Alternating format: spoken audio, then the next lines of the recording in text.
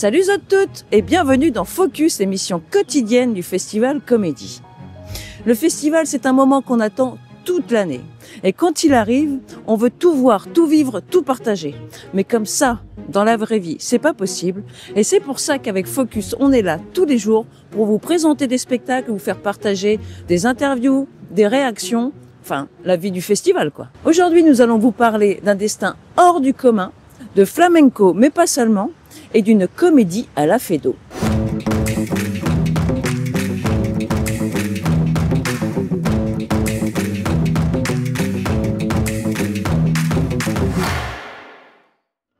Vous connaissez Feydeau, l'illustre auteur de théâtre de boulevard? Mais connaissez-vous réellement sa vie? Astucieusement conçu comme une de ses pièces, Georges et Georges est un bijou de drôlerie, de quiproquos et de coups de théâtre. Je m'ennuie, mais je m'ennuie. Non! Me dites pas que vous avez osé! Vous infiltrer ici chez moi auprès de ma femme et mes enfants? C'est un hommage au génie de Feydeau. Bonjour, Marie-Adélaïde, reine des Batavia. Allons bon, une folle. À qui est-ce l'honneur? Édouard, prince de Galles.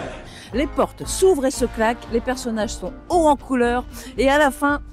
Non, je vais pas vous faire ça, vous comprendrez.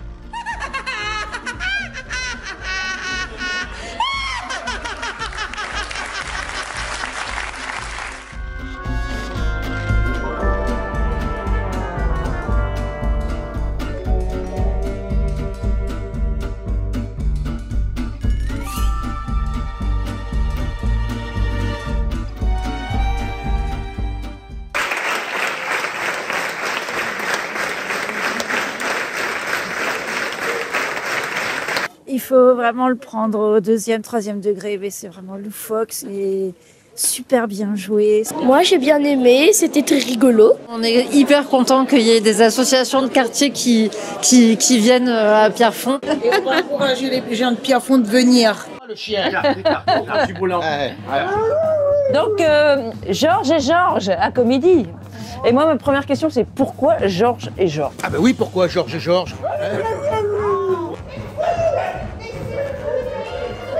Qu'est-ce que t'as le chien? Pourquoi tu dis Georges et Georges? Georges et Georges. Hein? Pourquoi Georges? Eh bien parce que Georges. Et Georges bis. Et Georges bis. Oui, et Georges, c'est un hommage à Georges Feydeau. Oui. Hein, mais il y a plusieurs Feydeau. Faut pas le dire, hein, le public le découvrira. Et qu'est-ce qu'on peut dire d'autre sinon? Comment que c'est que ça se passe, le festival Comédie? Aïe, aïe, aïe, ça c'est une très bonne question. Ça se passe comment le festival Comédie? De mon point de vue, très très bien. Ah ben, du point de vue de Georges Feydeau et d'Éric Emmanuel Schmitt qui rend hommage à Georges Feydeau, on trouve que ça se passe très bien parce qu'on a déjà joué 2 fois Saint-Paul, hein. Ah, les hommes, hein! Oui, comme vous dites, docteur, les hommes! Je n'accepte pas d'être une victime, vengez-vous! Vous avez raison, le monstre va le payer! Le chien, il veut dire quelque chose? Non, il est triste, le chien, il a pas si fait bien manger. Le public, c'est à lui de parler. Georges, oui, il a scandé le nom de Georges. Ouais. Ben, il adore. Il adore, forcément, une fois qu'il le découvre, il y retourne. Il y a eu des Formidable. Formidable, hein. des évanouissements dans le public. Il y a eu des évanouissements, c'est catastrophique. Il veut parler, qu'est-ce que c'est? Merci. Très bonne réflexion, ça a servi.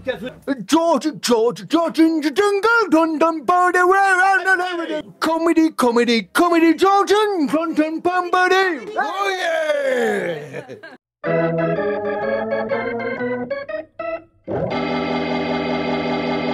Bonsoir à toutes et à tous. Avant de débuter cette Minute Nico, je veux m'assurer que les sourcils sont bien relevés. Ça, c'est impeccable. Non, je voudrais pousser un coup de gueule. Depuis le début, on est là, on entend parler du chikungunya. Donc, moi, je me suis posé des questions et je me suis dit, j'ai proposé une solution. Donc, hier, par exemple, moi, j'ai éclaté 2 moustiques dans ma chambre. Donc, je propose que chacun, on vienne et qu'on les montre aux autres. Tu vois, en disant, voilà ce qui va t'arriver si tu viens nous piquer. Une espèce de vendetta anti-moustique. Et bon, donc du côté de Saint-Jean, moi j'en ai déjà éclaté 2. Là, j'ai un comédien d'un autre spectacle qui m'a dit qu'il en avait éclaté 3. Normalement, il ne doit pas en rester beaucoup. On fait remonter l'info du côté de Saint-Pierre et d'ici la semaine prochaine, on a débarrassé l'île du chikungunya. C'est une proposition. Vous me direz ce que vous en pensez. Les Chœurs Andalous est un spectacle de théâtre musical aux accents gitans et flamenco. Mais je ne peux pas le résumer qu'à ça. C'est aussi un tourbillonnant voyage transgénérationnel. cœur sur une étagère, héritage d'une lignée de mères, bien caché, tapis dans le noir, témoin secret de mon histoire. Lola ne veut plus porter le poids de son histoire familiale et ose pénétrer les secrets de son aïeul. Elle ouvre alors la porte de ses origines. Ma mère ne savait pas que je connaissais le plus lourd de ses secrets. Des roses fauves qui connaît le secret, parsemé d'épines finement empourprées. Je suis Inès Dolores, la fille du sculpteur. Alors, Les Chœurs Andalous, c'est un spectacle qui réunit 4 artistes-interprètes. Nous avons donc une chanteuse comédienne en la personne d'Estelle Andrea. Moi-même qui incarne aussi un personnage de comédienne chanteuse Magali Paliès. Une danseuse de flamenco, Karine González, et notre guitariste de flamenco, Cristóbal Corbel. C'est un voyage en Andalousie, dans les secrets de femmes, voilà, des femmes qui enferment leurs secrets dans des coussins en forme de cœur. Et ces coussins sont transmis de génération en génération à leurs filles aînées. Et malheureusement, elles n'ont pas le droit d'ouvrir ces coussins. Sauf qu'à un moment, il y a un coussin qui va éclater et donc on va plonger au cœur d'une histoire de femme très touchante. Sous cet arbre que ma fille, Carmen Dolores, m'est tombée du corps. Forcine, respiro.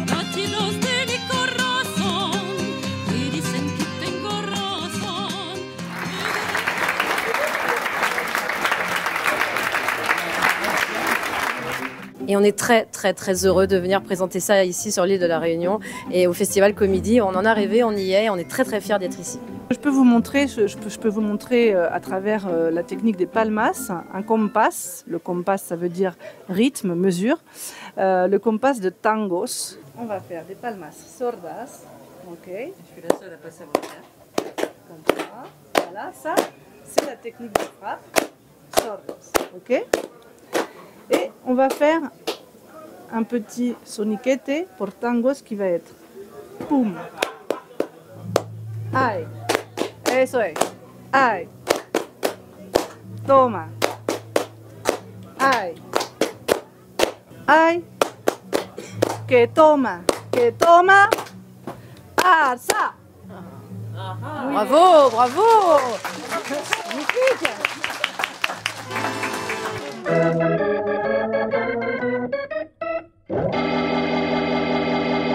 Coco vient d'annoncer qu'elle préférait son fils à sa fille.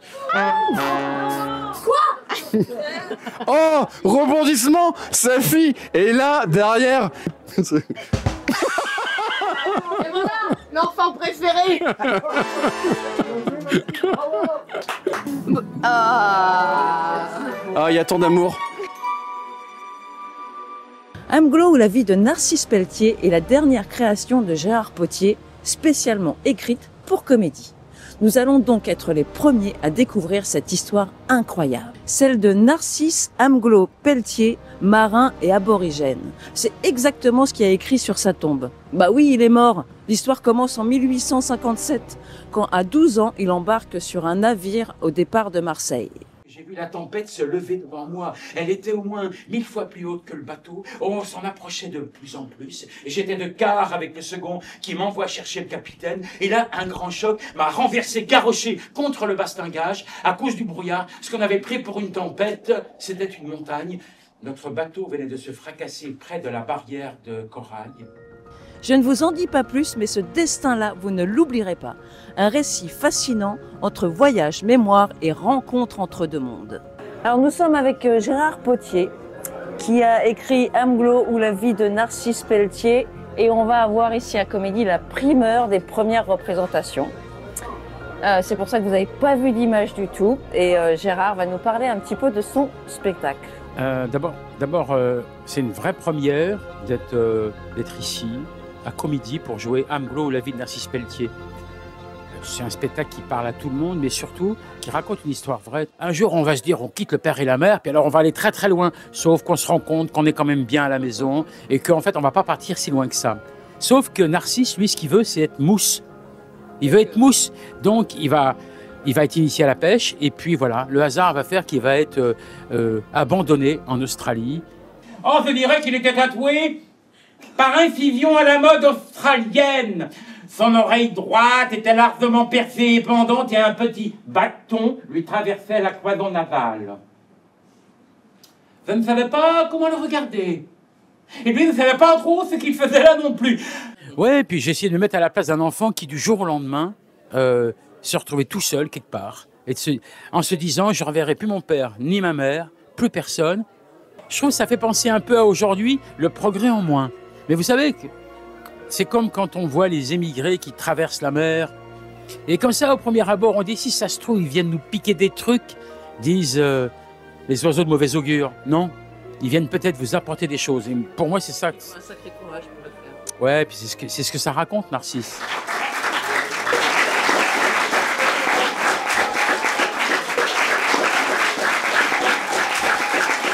Et ça s'est bien passé, le public. Oui, c'était merveilleux. Quoi? Je dirais que le spectateur qui a été génial, que j'ai pas vu après, mais c'est une spectatrice qui m'a dit « Ah, il y avait un jeune de 14 ans, il a dit « Bon, c'est plus pour les 15-16 ». Mais j'ai quand même vachement aimé. Qu'est-ce qu'on a pensé du spectacle? Moi, j'ai trouvé que c'était quand même une performance d'acteurs, de mise en scène assez impressionnante. J'avais un petit peu peur parce qu'on a amené des élèves de 4e, justement, avec ce principe d'un seul acteur sur scène. Et finalement, j'ai trouvé que c'était très très vivant. J'étais très étonné aussi par ce spectacle incarné par une seule personne, très captivant pour les adultes comme pour les élèves. Et beaucoup de travail, on sent qu'il y avait beaucoup de travail en amont pour incarner donc ce personnage. Allez voir Amglo, la vie de Narcisse Pelletier. Merci beaucoup. Et voilà, c'était Focus, votre dose quotidienne de théâtre. Nous retrouve demain pour un nouvel épisode sur le Festival Comédie.